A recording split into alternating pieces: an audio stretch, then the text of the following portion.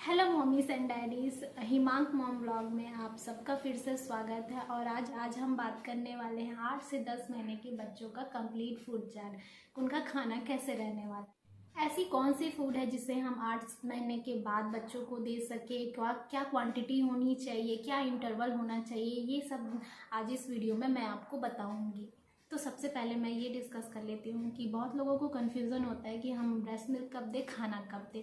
तो आप इसे इंटरवल में दीजिए। लाइक आप एक बार ब्रेस्ट मिल्क दीजिए, फिर देन खाना दीजिए, फिर ब्रेस्ट मिल्क दीजिए, फिर खाना दीजिए। इस टाइप से इंटरवल में दीजिए।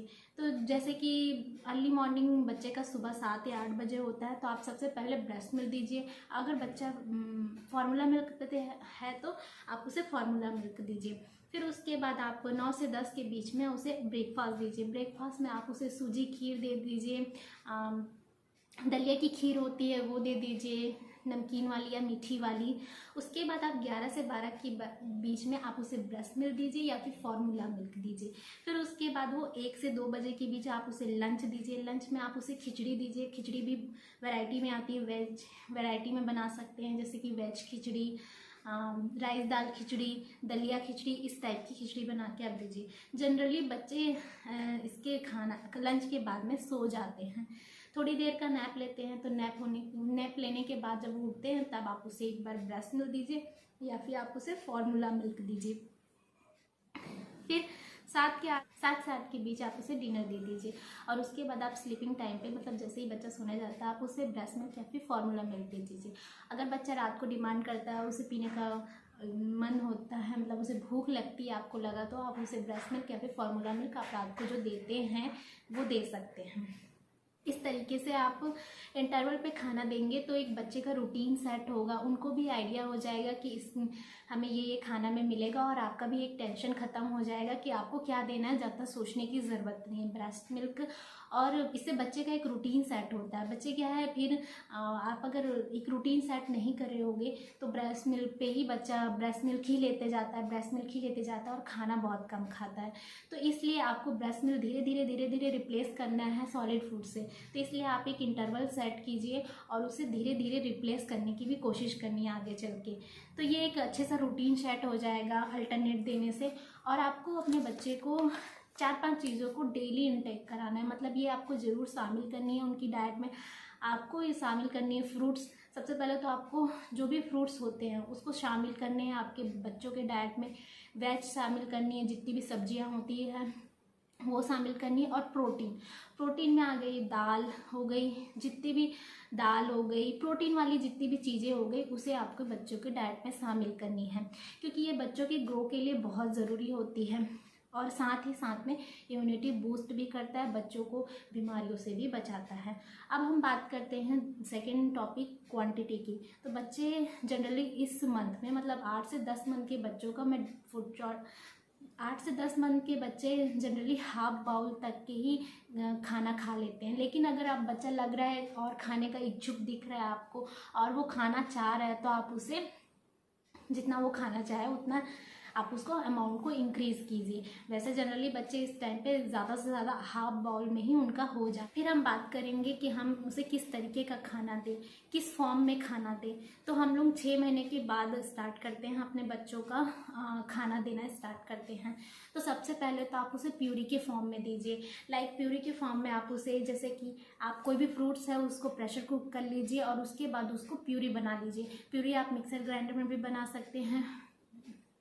तो प्यूरी फॉर्म में दीजिए, एकदम लिक्विड फॉर्म में, ताकि उनको अच्छे से निगल सके, वो अच्छे से वो खा सके और उनको जल्दी पचेगा भी वो। उसके बाद आप उस प्यूरी फॉर्म को मैश्ड फॉर्म में कन्वर्ट कीजिए। आप प्यूरी फॉर्म को मैश्ड फॉर्म में कन्वर्ट कीजिए। मैश्ड फॉर्म में जिसे हम पहले मिक्सर ग्राइंडर में ग्राइंड करके एकदम प्यूरी सा बनाते हैं, उसे उसमें ना करके आप जो भी फल है, जो भी चीज़ें हैं, वेजिस हैं, उसको प्रेशर कुक कीजिए और उसके बाद उसको पोटैटो मैशर से मैश कीजिए। तो थोड़े से उसमें चंक्स भी रहेंगे और थोड़े से उसमें प्यूरी फॉर्म भी रहेगा। तो इससे क्या होगा, बच्चे को जो निगलने वाला जो, इससे बच्चे को निगलने की थोड़ी सी आदत पड़ेगी, मतलब वो च्यू करना भी सीखेगा। कई बच्चों को आगे चल के मतलब प्यूरी फॉर्म में ही खाना खाता है, तो ये सब दिक्कतें आती हैं आगे चल के, बच्चा निगल नहीं पाता, खा नहीं पाता। तो ये धीरे धीरे आपको इसका फॉर्म चेंज करना है, आपको प्यूरी से मेस्ड फॉर्म में आना है। फिर मेस्ड खाने के बाद आपको उसे फिंगर फूड देना है, छोटी छोटी बाइट्स देनी है, चंक्स देना है। जैसे कि आपने एप्पल लिया, एप्पल को छोटी छोटी पीस में काटा है, तो उसे आप प्रेशर कुक कर दीजिए और उसे वैसे ही खाने को दीजिए, ताकि वो उसे च्यू करना सीखेगा, निगलना सीखेगा।